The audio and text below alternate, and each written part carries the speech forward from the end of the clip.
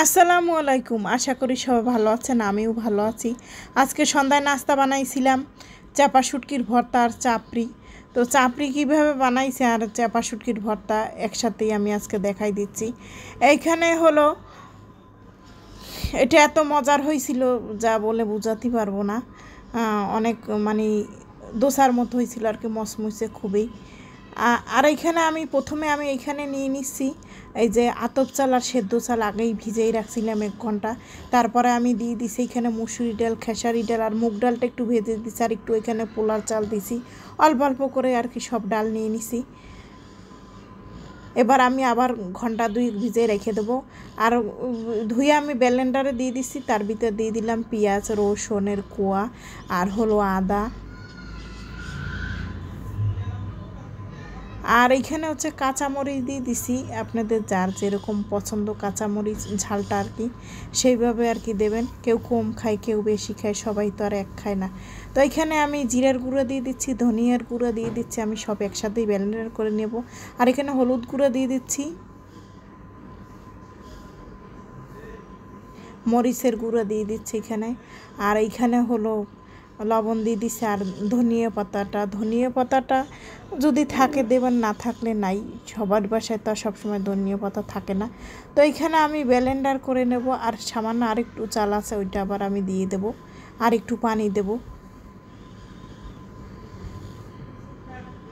হ্যাঁ, ব্লেন্ডারটা আমি লক করে নিচ্ছি। আর এই যে 2-3টা আমি করে দিয়েছি। আর এখানে আমি লকটা খুলে নিচ্ছি। আমি একেবারে অনেক বেশি মিহিন করব না, আদা বাটার মতো আর কি করব।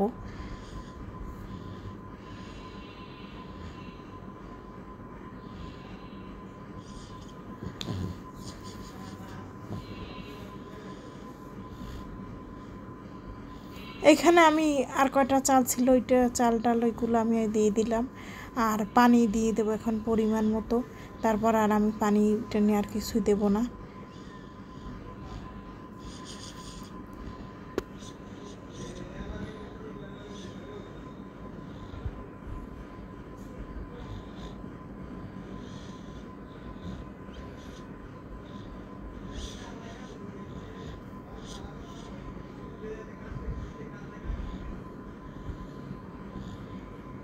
এখানে এই যে 1 বাটি পানি দিলাম আমি। এবার আবার একটু ব্লেন্ডার করে নেব। আর এই যে ব্লেন্ডার করা হয়ে গেছে, এখন আমি এই যে লকগুলো খুলে নিচ্ছি। এখানে দেখতেই পাচ্ছেন খুব বেশি মিহিন করি নাই।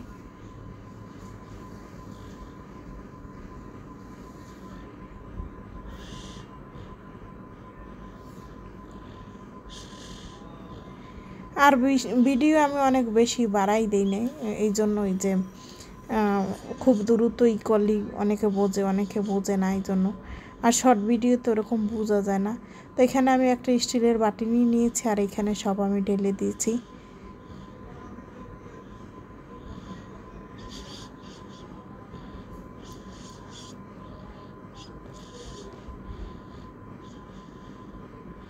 হাত দিয়ে সব কাঁচাই কুচাই ব্লেন্ডার থেকে নিয়ে নিচ্ছি আমি এখানে। আর এইটার কালার হালকা দেখাইলো, এটা যখন ভাজবো আর কি তখন হলুদ হলুদ একটা কালার আসে, খুব সুন্দর কালারটা।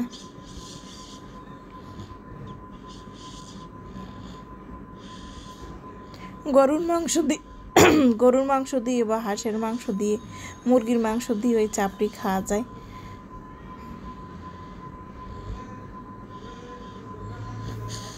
আর এখানে আমি পাতিলে আমি একটু লবণ নিয়ে নিয়েছি, আর এটার ভিতরে আমি পানি দিয়ে দিয়েছি।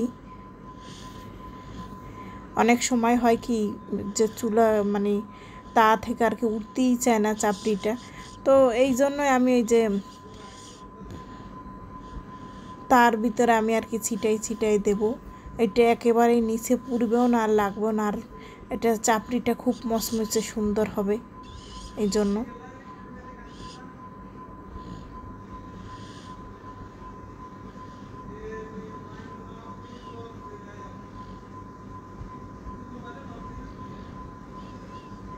আর এখানে আমি ভালো করে আমি তাটা হিট করে নিচ্ছি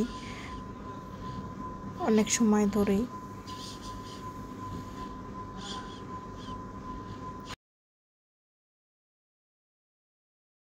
আর আর এইখানে আমি আবার কয়টা ধনিয়া পাতা আর কি দেহার সৌন্দর্যের জন্য আর কি আমি আবার কয়টা হাত দিয়ে ছিঁড়ে ছিঁড়ে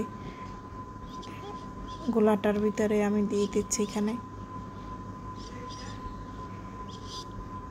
আর কাজের সময় কোনো জিনিসই খুঁজে পাওয়া যায় না, কেসিটা খুঁজতেছিলাম কোথায় যে কেসি রাখছি তাও পাচ্ছি না, পরে হাত দিয়ে আর কি ছিঁড়ে ছিঁড়ে ছোটো ছোটো করে দিয়ে দিলাম। আর একটু নাড়াই নিচ্ছে এখানে।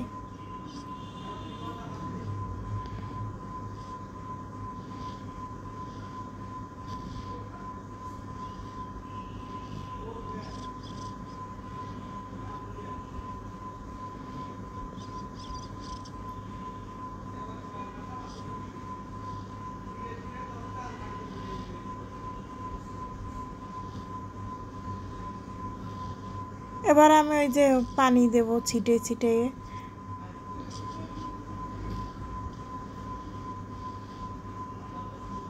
তাটা কিন্তু খুব গরম, হিট করে নিছি, তারপর আমি পানিটা ছিটেই ছিটেই দিছি। আর এইটা একটুও লাগবে না একেবারে, মানে ইচ্ছা করলে আপনি হাত দিয়ে উঠাইতে পারবেন টাইনে, মানে এই জন্য আর কি এই পানিটা লবণ পানিটা আর কি দেয়া।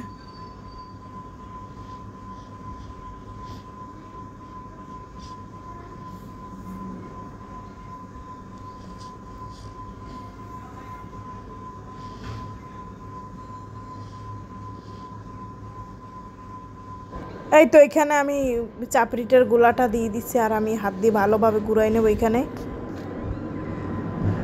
এই তো আমি দিয়ে দিচ্ছি চাপড়িটা।